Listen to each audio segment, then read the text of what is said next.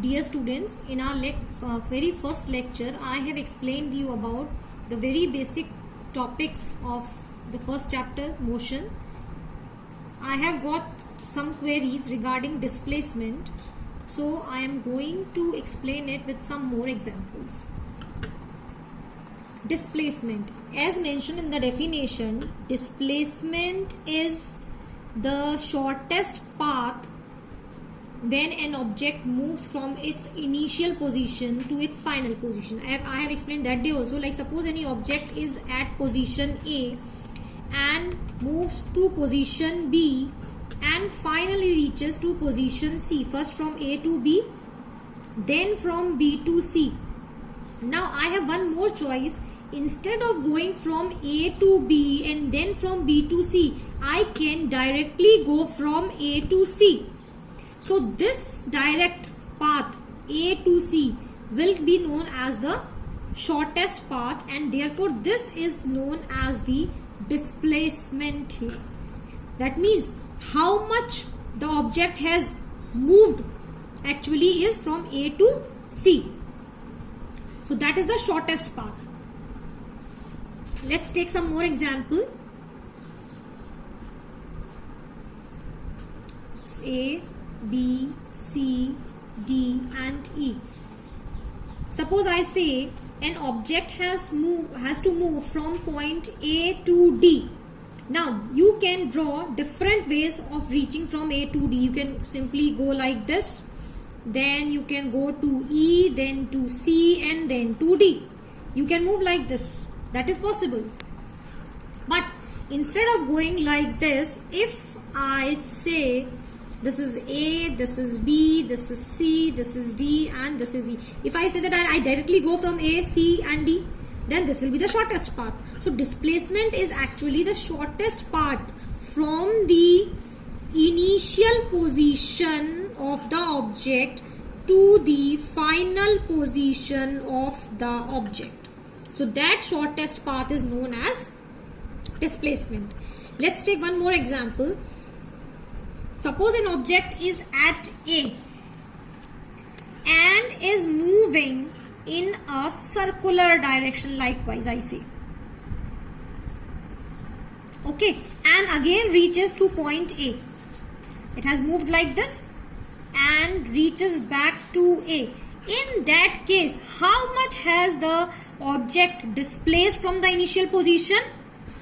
Yes, nothing. It has not displaced even a bit, because it initially started from A and then again came back to A. So in this case, the displacement is 0, because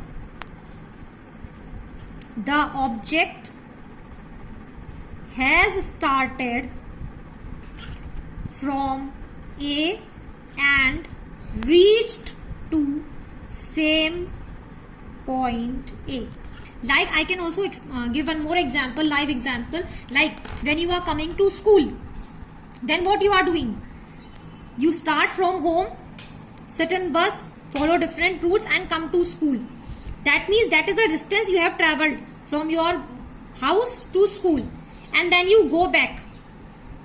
So here the distance will be doubled, like the distance between your house and school, say if I say is 10 kilometer. So the total distance that you have covered that day is 20 kilometer. 10 kilometer you have come and 10 kilometer you have gone back. So the total distance is 20 kilometer.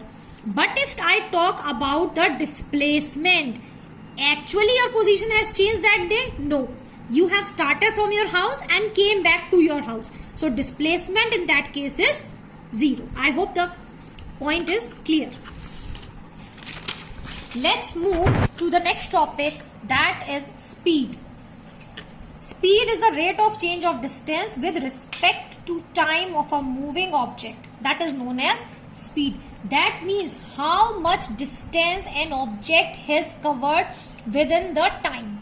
That is considered as speed. Numerically if we go, then we can calculate the speed simply by dividing the distance with the time. Here are few of the properties.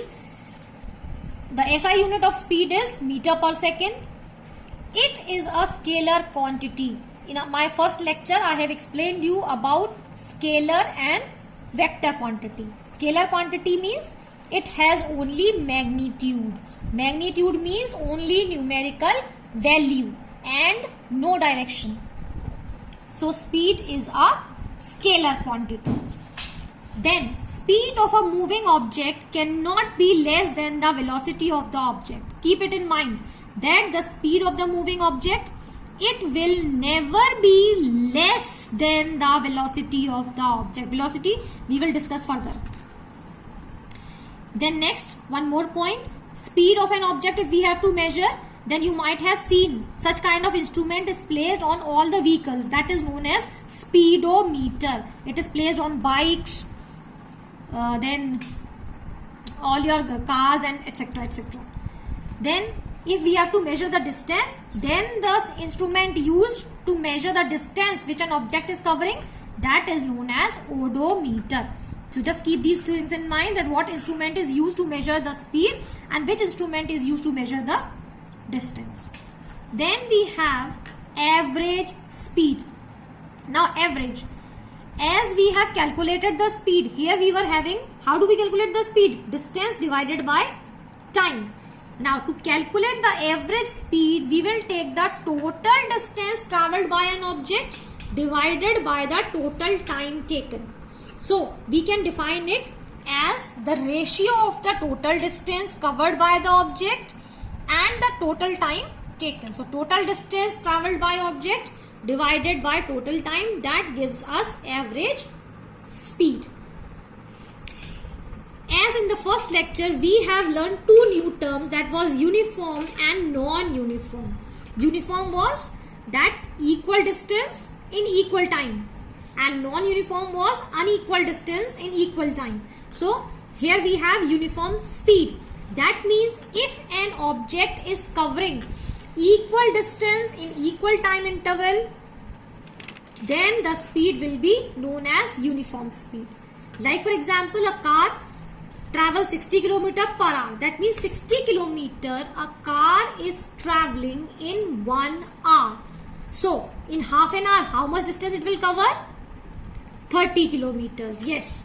So 30 kilometer in half an hour. So 15 kilometer in how much time? In 15 minutes. That means 1 kilometer in 1 minute. So here distance traveled and time as increasing or decreasing is same. So the speed is uniform. Next, non-uniform speed. Obviously, when in uniform speed, distance traveled is equal, time is equal, speed is uniform.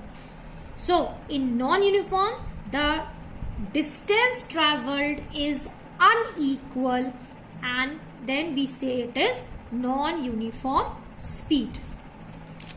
Next we come to velocity. Velocity is a vector quantity.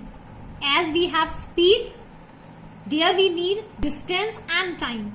Here, because we are talking about a vector quantity, velocity is a vector quantity. So in place of instead of this distance, here we will have displacement, because displacement is also a vector quantity.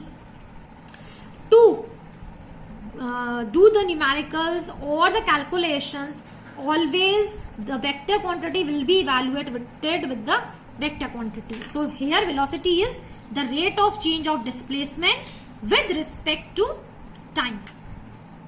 Instead of distance, as we have seen in speed, you can see here I have taken distance. Simply that distance is replaced by displacement, and then it comes to velocity.